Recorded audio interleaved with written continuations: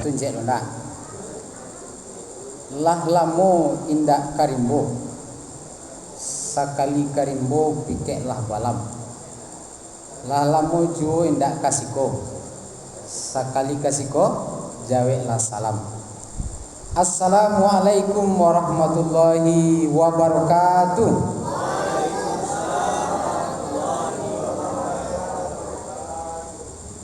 Alhamdulillahirabbil alamin.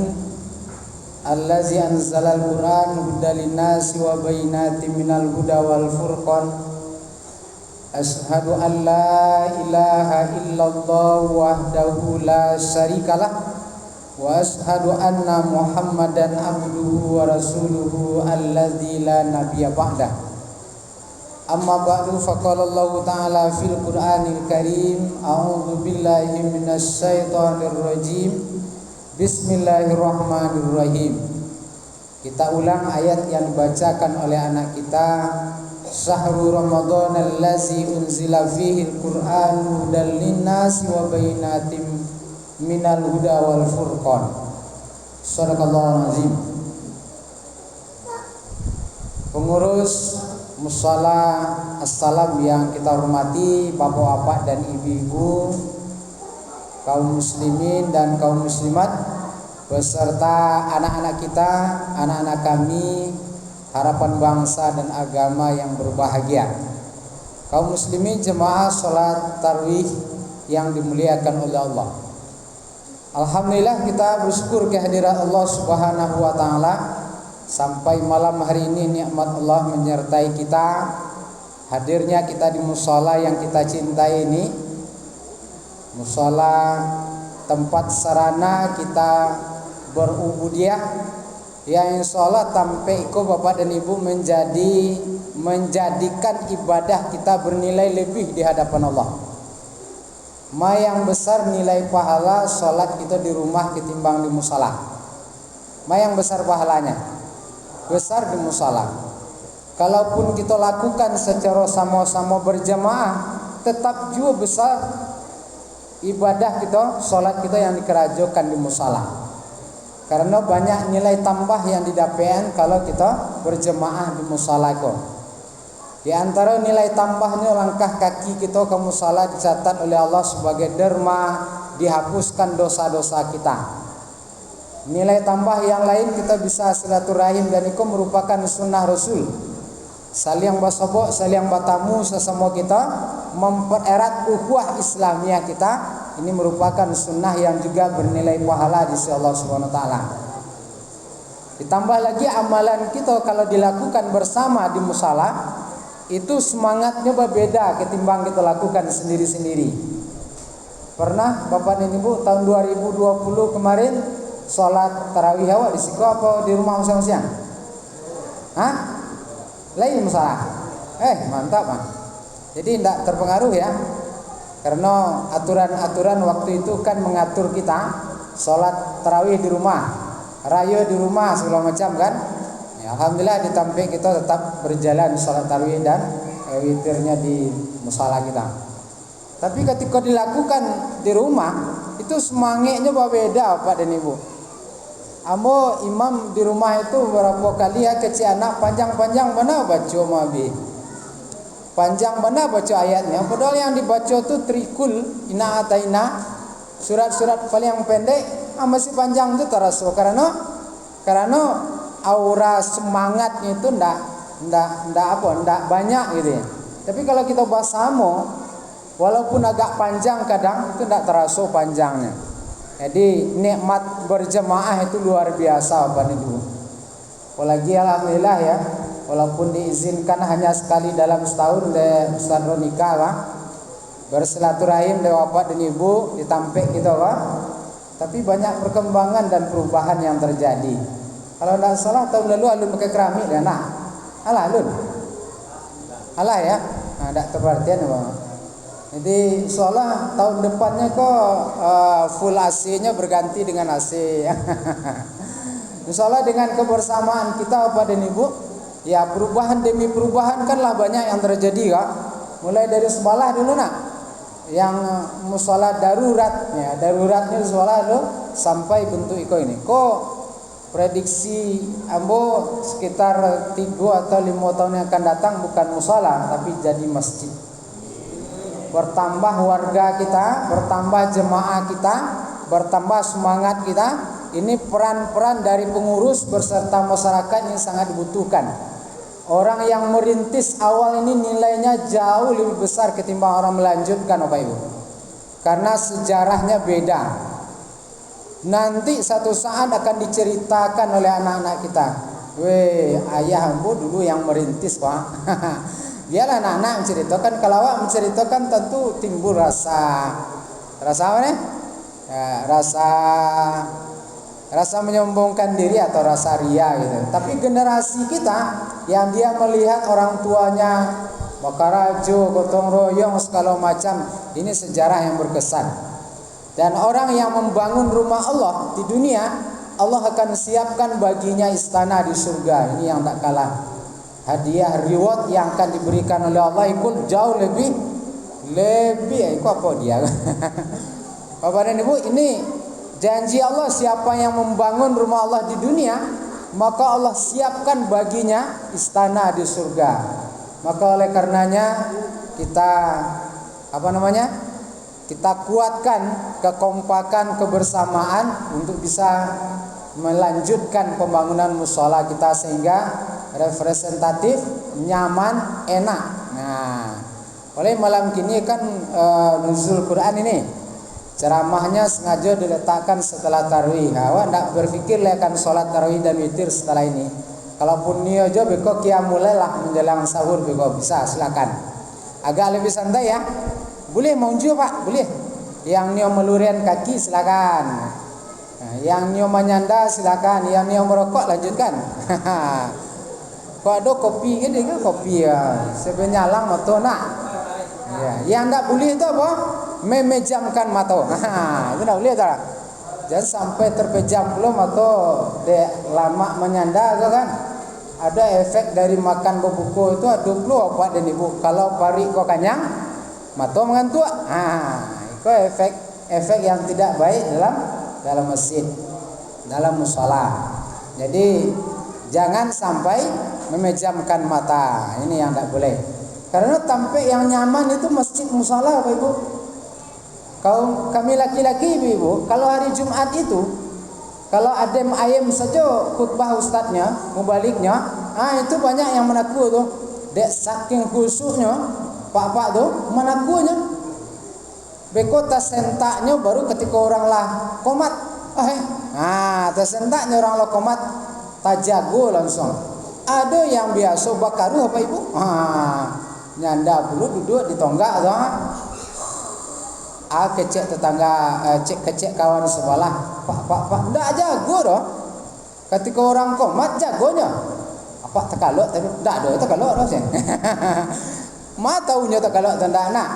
Bakaru apa terima? Mana jangan ngecek bakaru ndak ada bakaru doh. Dia lanjut sesalah. Kalau lah ndak sadar, sempat ndak sadar model itu, berarti lah batal wuduknya. Harus duduk balik. Jangan dek malu ndak mau duduk balik. Mulai sop paling depan belum, panjang yang dilewati ke belakang misalkan. Kalau model itulah payah kan. Jadi ketika Jumat itu kan sepoi-sepoi angin, apalagi kalau tampil masjidnya pakai AC nak. Hari siang panen lalu duduk menyandang, lama mana lelok tuh. Bapak Ibu yang dimuliakan Allah Subhanahu Wa Taala, mudah-mudahan kita semua bisa menahan ya urusan rumah ibu-ibu tinggalkan dulu ya. Kita nuzul Quran malam ini. Kolak yang masih siswa tadi kolak lanjutkan. Ada biar kolak ibu deh. Kok lebih banyak boleh salah. Kalau tidak banyak biasa beko salah. Pulang tarawih boleh makan tambahan. Jadi badan kita kan butuh makan tambahan di samping yang pokok perlu juga tambahannya. Salawat dan salam buat junjungan kita Nabi besar Muhammad sallallahu alaihi wasallam. Allahumma shalli ala Muhammad wa ala ali Muhammad. Insyaallah hari ini kita kajian tentang nuzul Quran.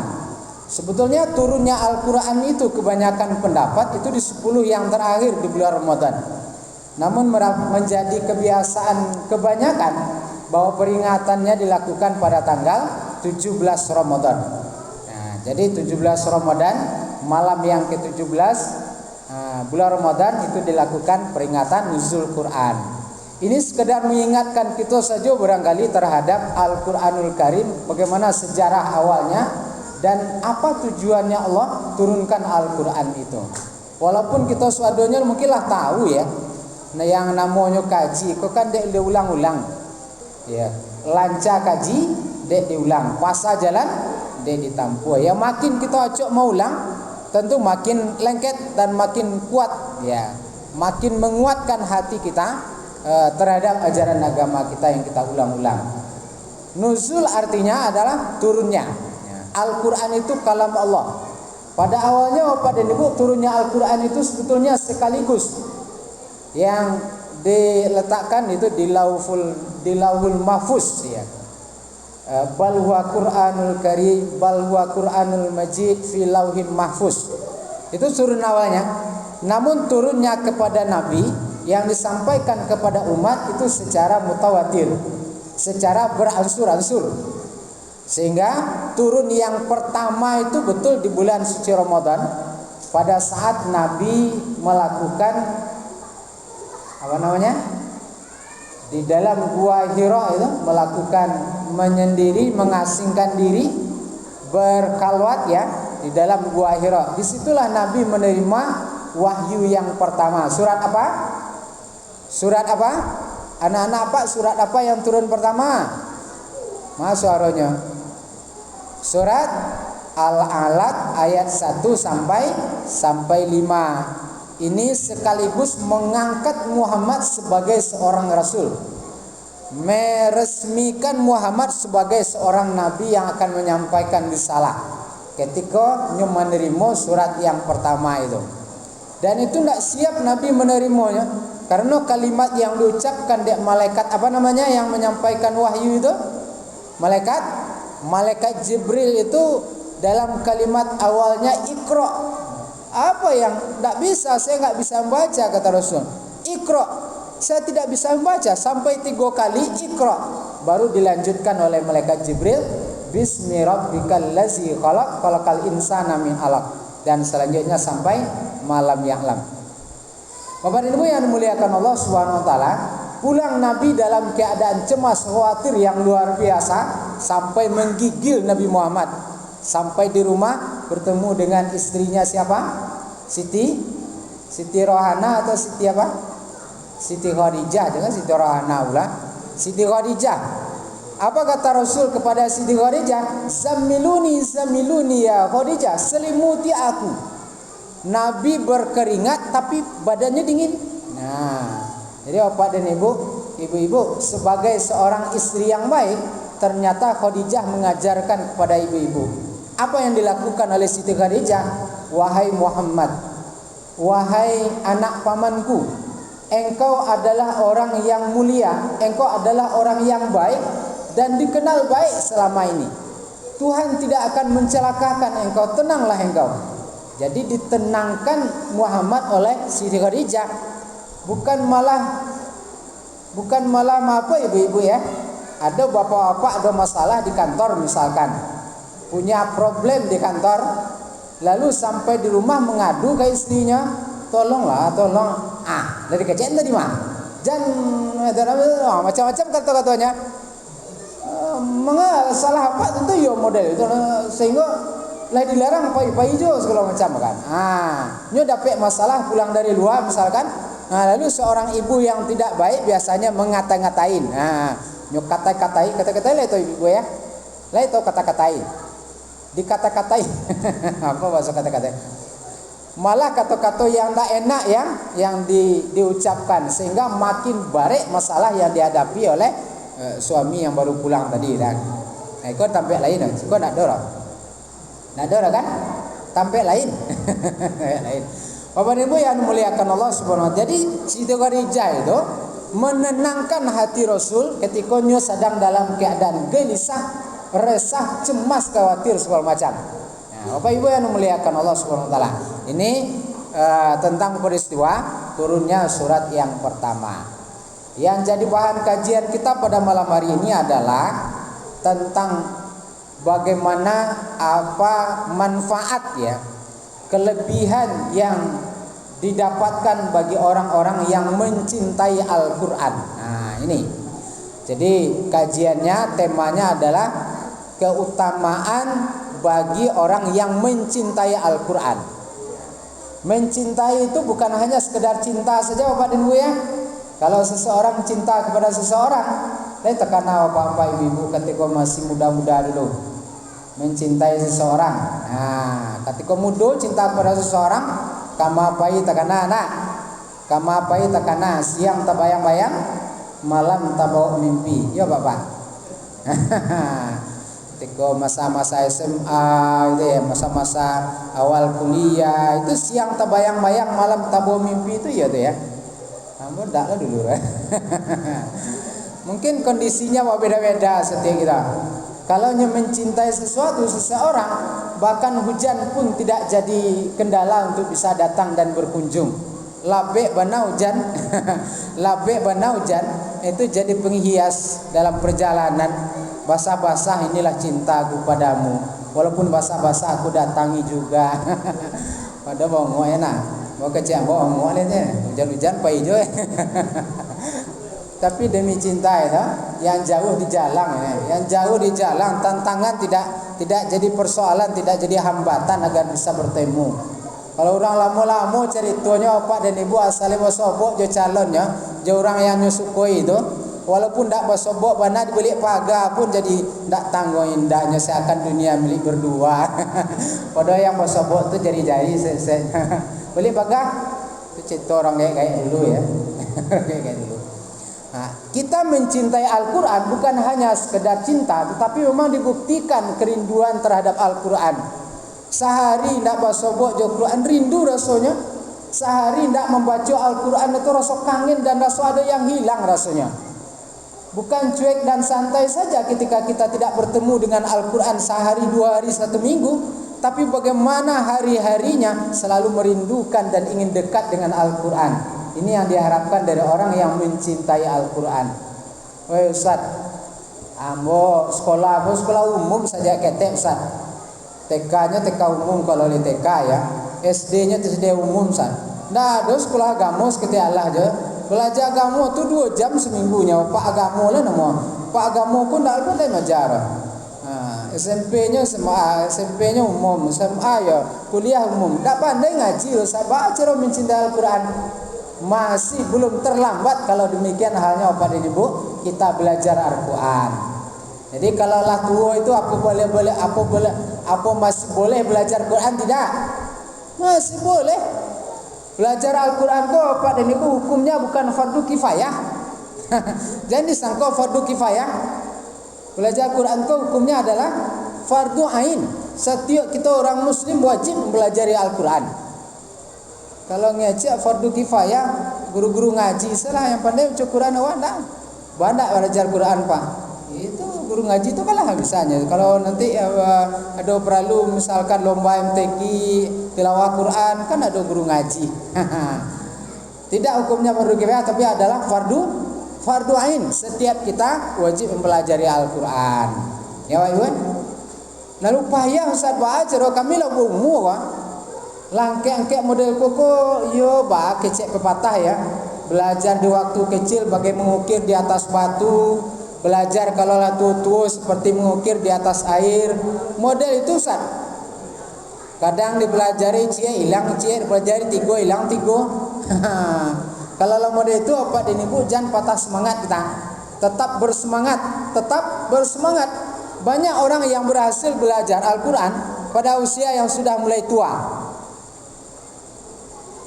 Bapak dan Ibu pernah dengar cerita nenek-nenek yang masih kuliah? Minta izin, minum saya loh.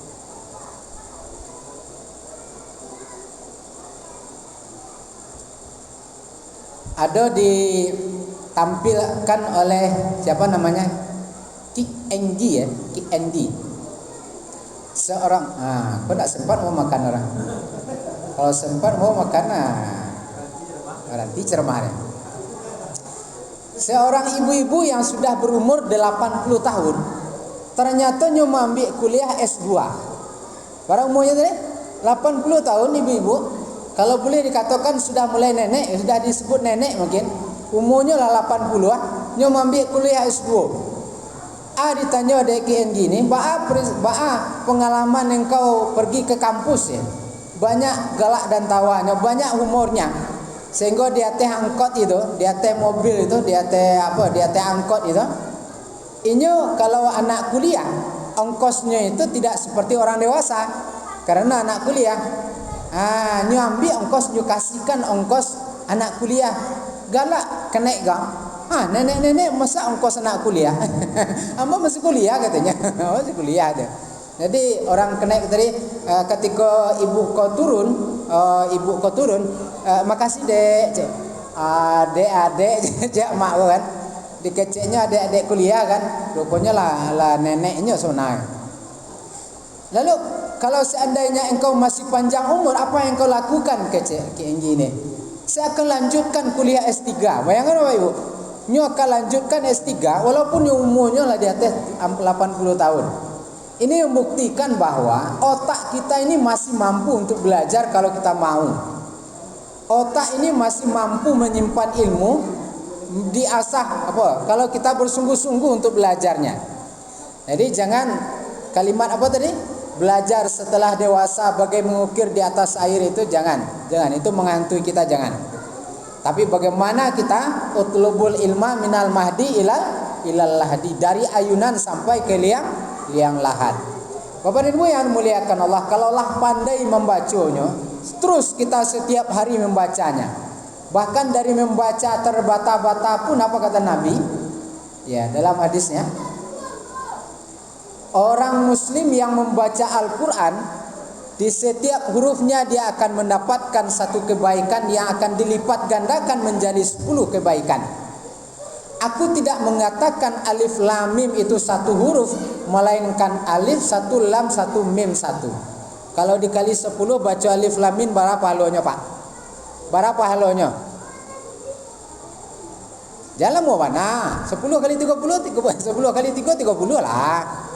Jadi kalau baca alif lam mim saja, 30 pahala yang didapatkan.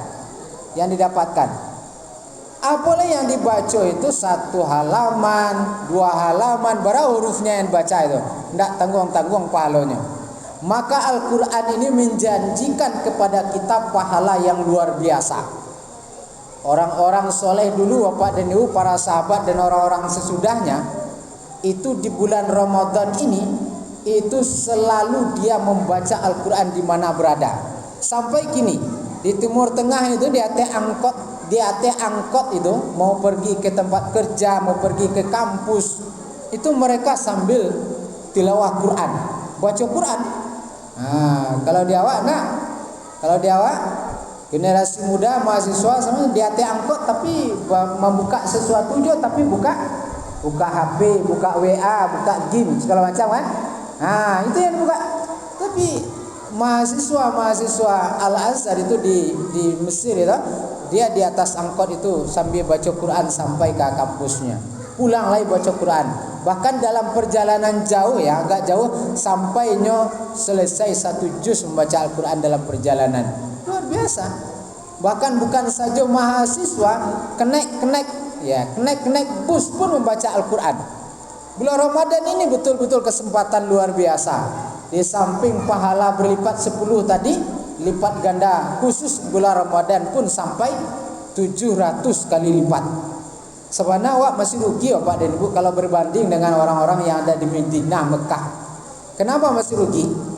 Kalaupun kita manfaatkan fasilitas pahala gadang masih rugi. Kenapa? Kalau beribadah sekali di Masjid Nabawi itu berapa pahalanya Pak? Ibu ada yang tahu?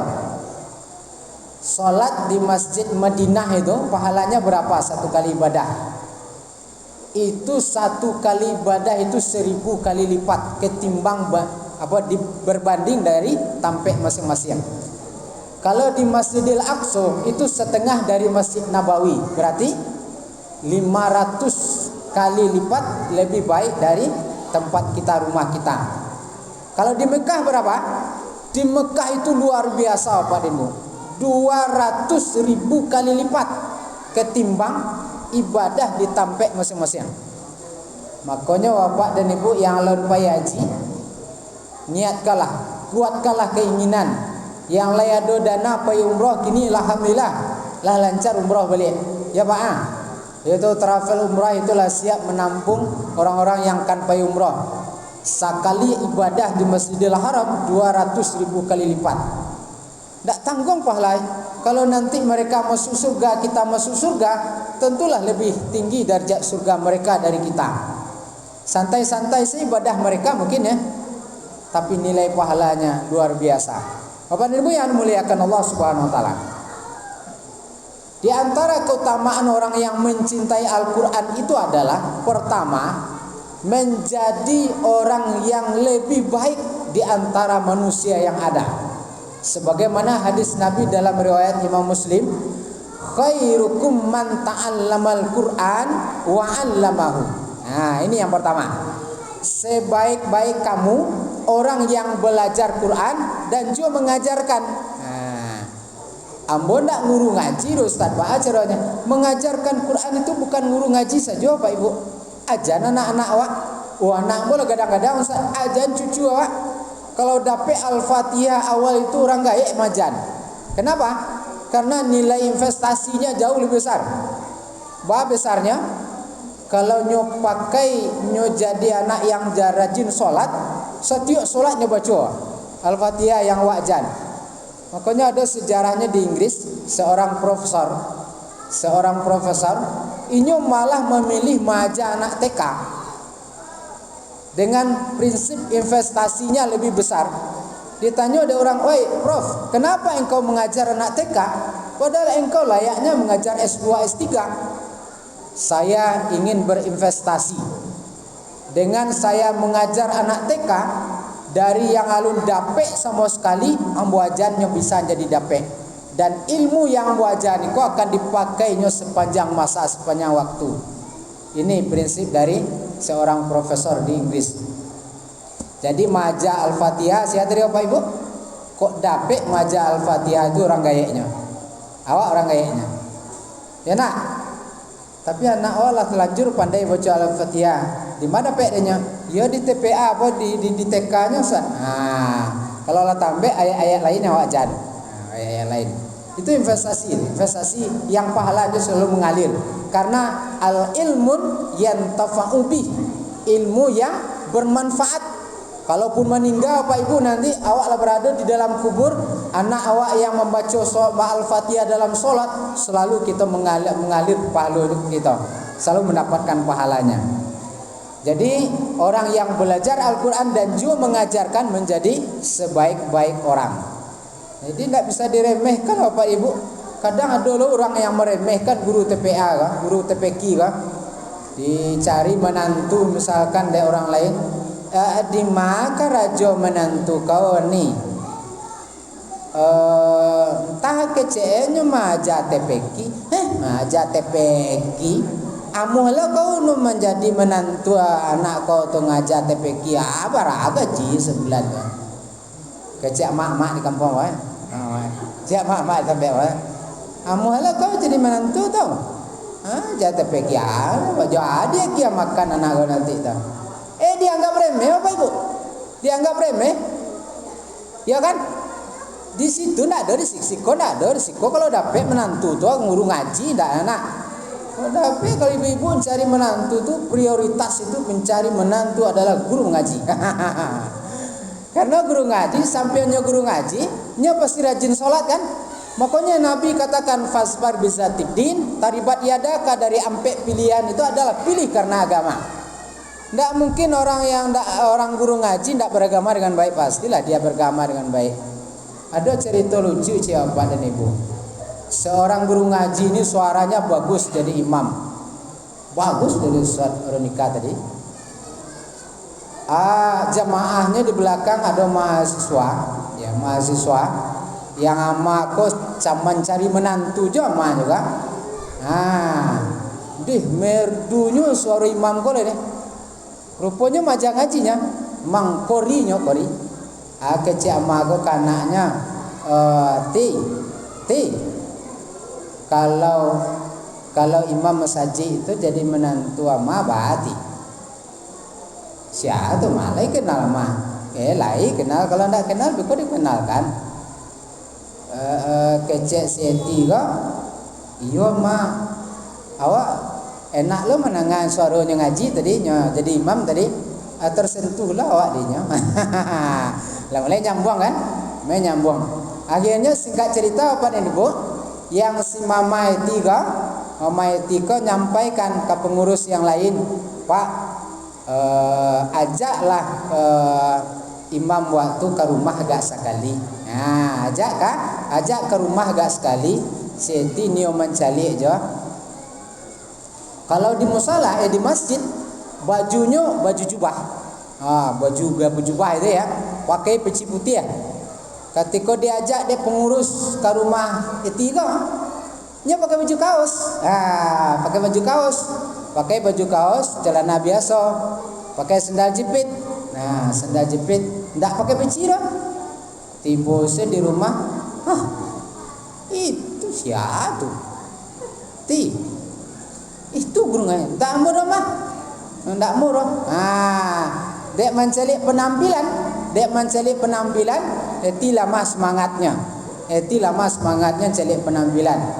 Karena orientasi mungkin masih kasat mata, masih dari penampilannya. Alun murni melihat sisi agamanya. Yang amanya pengaruh Allah akhirnya tidak jadi.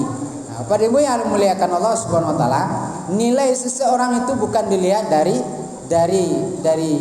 wajahnya, dari penampilannya, tetapi dari sisi keimanan dan hatinya. Ini yang pertama. Yang kedua, orang yang mencintai Al-Quran itu dia menjadi hamba yang mulia. Dia menjadi orang mulia. Mulianya bukan saja di akhirat kelak, tapi juga di dunia itu sudah nampak kemuliaannya. Apa contoh dalam sejarah? Ketika perang Uhud itu lebih kurang 70 para penghafal Al-Quran yang gugur, syahid. Termasuk pamannya Nabi Muhammad yang bernama si Hamzah. Hamzah itu pamannya Nabi Muhammad, tapi jarak umurnya tidak jauh dari Nabi dah. Anak dari Abdul Muttalib. Bapak dan Ibu yang muliakan Allah, penghafal Al-Quran yang gugur di perang Uhud itu, apa kata Rasulullah kepada sahabatnya? Tolong cari para syuhada Uhud ini yang dia hafiz Quran. Maka dia yang lebih dulu dimakamkan, dikuburkan. Makanya Pak Ibu kalau pergi ke Mekah, ke Madinah itu biasanya diajak ke Bukit Uhud. Atau ada makam syuhada Uhud itu di Cik Tampek. Itu tidak di pangapangan, tidak ada dibuat bangunan di atasnya. Itu bisa ditengok dari luar. Lado lubang-lubang bisa dicari dari luar. Ini para syuhada, para hafiz Quran yang dulu gugur ketika perang Uhud. Yang kecilnya ketika perang Uhud itu, Hamzah paman Nabi itu sampai nyoperlakukan tidak manusiawi oleh istrinya Abu Sofyan. Siapa nama istri Abu Sofyan? Itu jadi pertanyaan nanti, Pak. Nama istri Abu Sofyan siapa? Namanya Hindun. Siapa namanya? Hindun ini nyobelah dada Hamzah ini, nyambil jantung Hamzah itu, makan di Hindun tuh. Kejinya Hindun kan? Dek begitu dendamnya kasih Hamzah kan? Karena nyo pernah maupun suaminya menampar suaminya, memukul suaminya dan musuh dari Hindun. Hindun itu jumpalah dadonya ambil makannya jantung dari Hamzah kok. Jantungnya nyangkek katanya, ndak ada orang Islam lah kalah. Ketika perang Uhud itu kan umat Islam kalah karena ndak patuh kepada Nabi Muhammad, disuruh berdiam diri di bukit, lalu mereka turun mengejar ghanimah ke bawah sehingga pasukan dari orang kafir itu mengepung mereka, tidak bisa mereka menghadapi lagi. Sehingga Nabi pun ketika perang Uhud itu berdarah, kakinya berdarah, masih ada tampek Nabi menyembunyikan diri, ada gua kecil di bukit Uhud itu. Bapak Ibu yang muliakan Allah, jadi orang yang mencintai Al-Quran itu dimuliakan. Satu hari juga pernah sahabat bertiga orang bertanya ke Nabi, "Ya Rasulullah, kalau kami bertiga orang, siapa yang layak dari jadi imam di antara kami ya Rasul?" Maka yang layak dari imam di antara engkau adalah orang yang paling banyak tahu tentang Al-Quran. Nah, pantas jadi pemimpin, jadi imam di antara yang tiga tu. Kalau sama-sama banyak hafalan Qurannya Pak Rasul, siapa yang lebih banyak tahu tentang hadis? Sama-sama tahu tentang hadis kemana Rasul? Siapa yang duluan masuk Islam? Berurut model itu. Jadi menjadi dihormati orang yang menghafal Al-Quran, orang yang banyak tahu tentang Al-Quran itu di dunia. Bahkan tidak salah kalau ada anak kecil yang hafiz Quran menjadi imam kita. Dia ketek baru, tapi nyo hafiz Quran itu boleh jadi imam, karena bukan tahu tentang Al-Quran lebih besar dari kita. Kemudian yang berikutnya apa ini Bu? Yang ketiga, Allah akan mengangkat derajat orang-orang yang mencintai Al-Quran itu di antara kebanyakan manusia yang ada. Di antara kebanyakan manusia, Allah memuliakan orang-orang yang mencintai Al-Quran. Dia selalu membacanya, dia menghafalnya, dia selalu mengulangnya, dan mungkin juga dia ikut mengajarkannya. Maka ini orang yang diangkat derajatnya oleh Allah Subhanahu wa taala. Ada kawan nama Bapak Ibu? Mungkin kenal ya, Bu. Ustadz Idris yang di Padang Panjang. Itu cuman sekolahnya tamat SMA. Tapi Allah angkat dia karena dia hafiz Quran dan punya rumah-rumah tahfiz, sehingga dia bisa menjadi anggota dewan. Jadi dia jadi anggota dewan itu karena keterkenalannya dari Al-Quran yang nyo miliki. Nyo mengajar Quran, nyo rumah tahfiz, nyo pandai magi pengajian segala macam, diangkat derajatnya oleh Allah sehingga dia menjadi orang yang dihormati dan dihargai. Nah ini Bapak Ibu yang muliakan Allah Subhanahu wa taala, Allah pun akan mengangkat satu kaum mungkin kalau kaum itu menjadi orang-orang yang mencintai Al-Quran. Memungkinkan bana Bapak dan Ibu di komplek kita, komplek Harmoni ya. Harmoni ini kalau menjadi orang yang mencintai Al-Quran masyarakat warga kita, insya Allah komplek ini menjadi komplek yang diangkat derajatnya oleh Allah Subhanahu wa taala. Menjadi tempat yang mungkin terjauh dari segala macam bala bahaya. Kan ada itu dalam Quran. Walau anna ahlal qura la fatahna alaihim barakatim minas sama'i wal ard.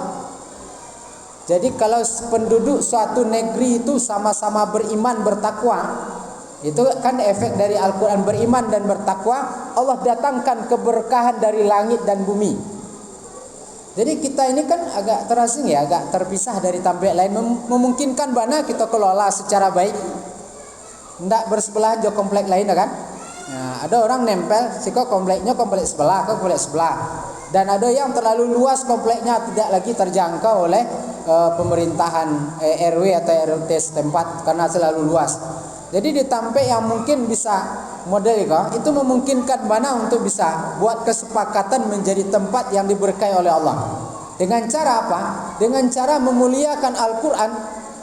Kalau di sini muncul para penghafal Quran, bapak dan ibunya orang yang menyokong terhadap Al-Quran luar biasa ini. Diberkahi oleh Allah dari langit dan bumi sampai kita. Kalaupun dalam sejarahnya nikah dulu banjir di awal-awal, banjir itu tidak akan pernah terjadi lagi. Ya alhamdulillah juga sampai kini tidak ada banjir ulang enak. Tapi kalau Allah berkahi, tidak bisa akan Allah datangkan juga.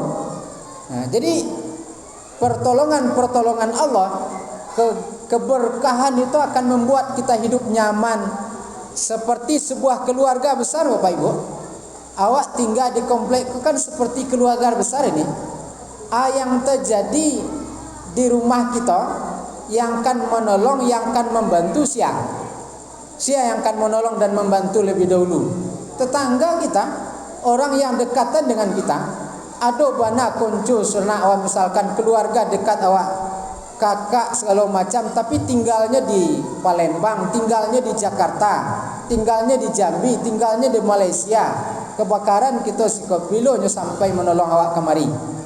Makanya tetangga itu kata Rasul, man kana yu'minu billahi wal yaumil akhir falyukrim jarahu. Siapa yang beriman kepada Allah dan hari akhir, muliakan tetangganya. Cara muliakan tetangga, saling berbagi, saling tolong menolong. Apalagi ibu-ibu bulan Ramadan ya. Bulan Ramadan gini apa kata Rasul? Kalau engkau masak gulai, perbanyaklah kuahnya, kasih tetangga. Jadi ibu-ibu kalau masak gulai jangan dimakan sendiri saja, kasih kuahnya tetangga juga. Kacau-kacau udah tetangga mai sih, kalau ndak ada kentang jalah je roh. Ndak ada ayam je roh. Ndak ada daging je roh. Kuahnya. Yo kan memang kecil Nabi kalau masak gulai perbanyak kuah kasih tetangga mah. Kalau dia gih kuahnya. Itu bahasa kiasan Nabi.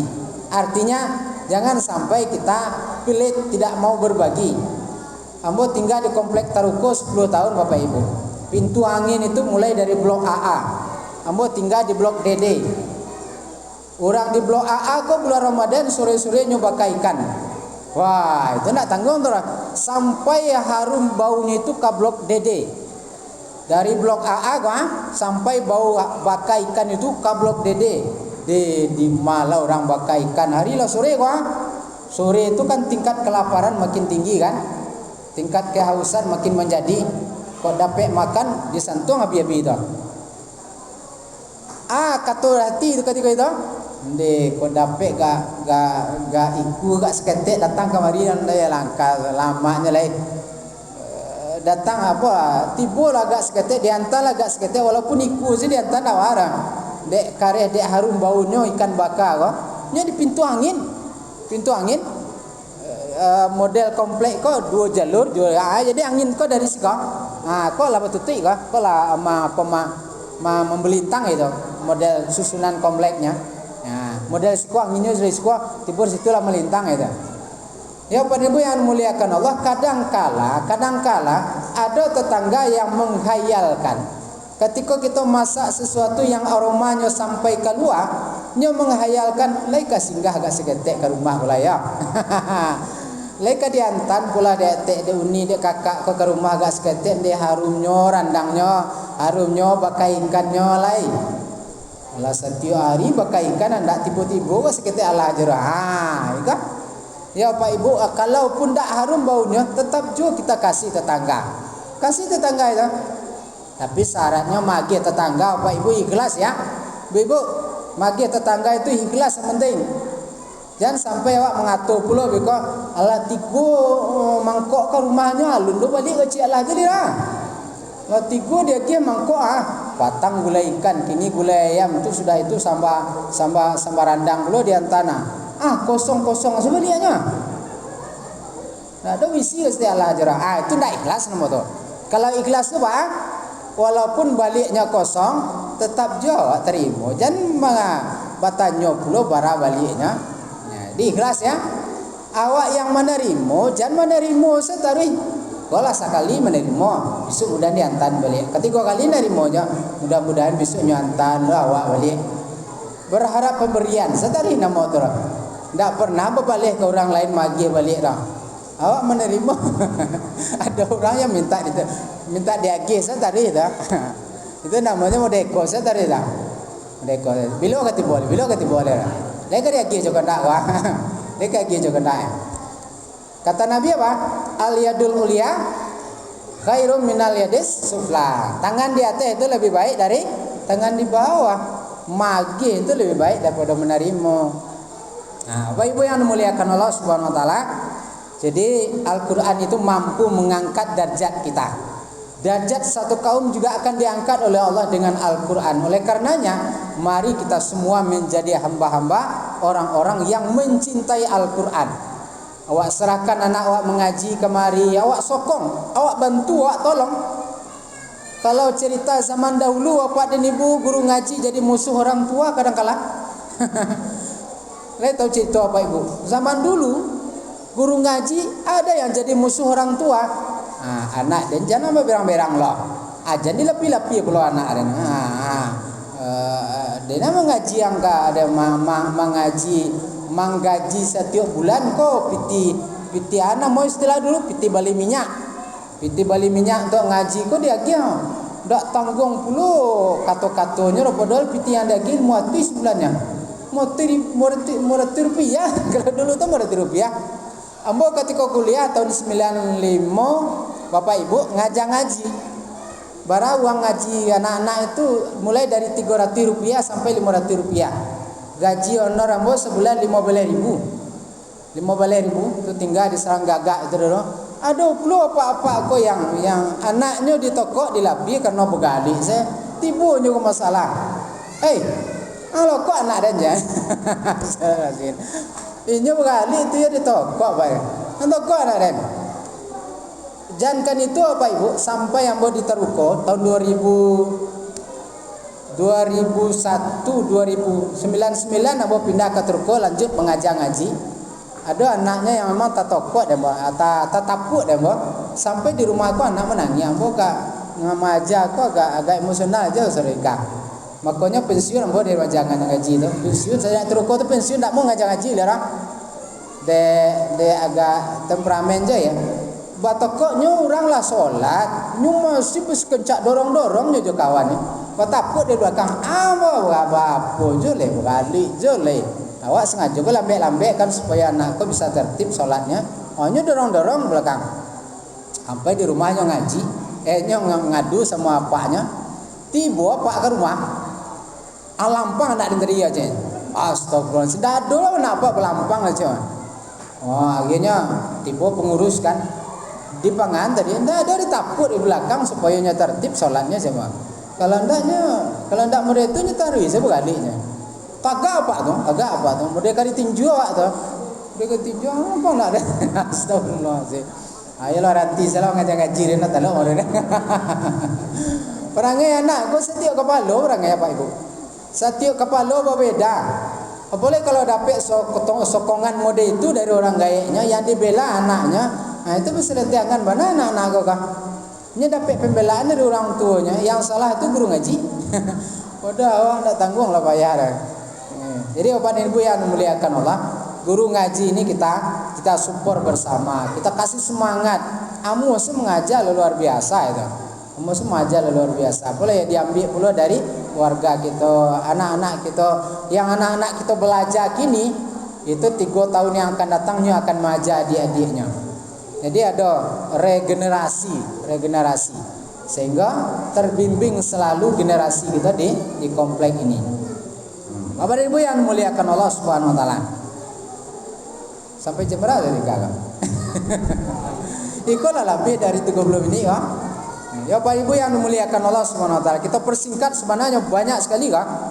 Jadi orang yang mencintai Al-Qur'an itu ya katanya orang mukmin yang membaca Al-Quran kemudian mengamalkan itu dikatakan sebagai seperti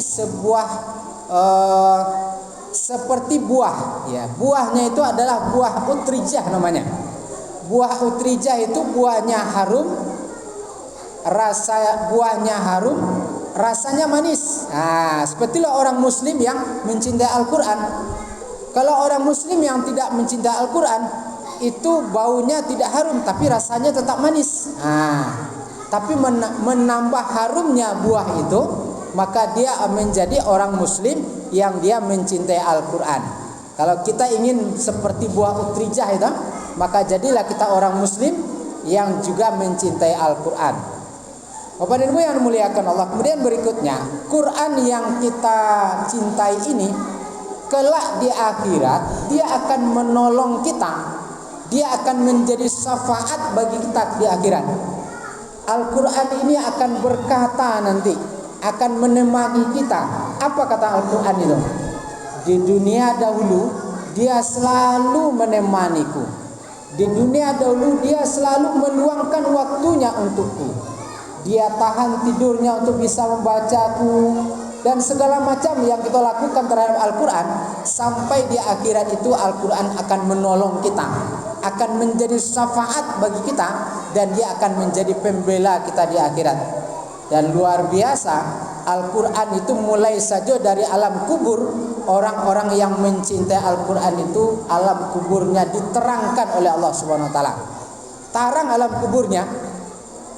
Nah, dalam kubur tu Bapak Ibu kan tak ada lampu. Nah, ada tak Bapak Ibu yang dia dititipkan misalkan kasih lampu dalam kubur?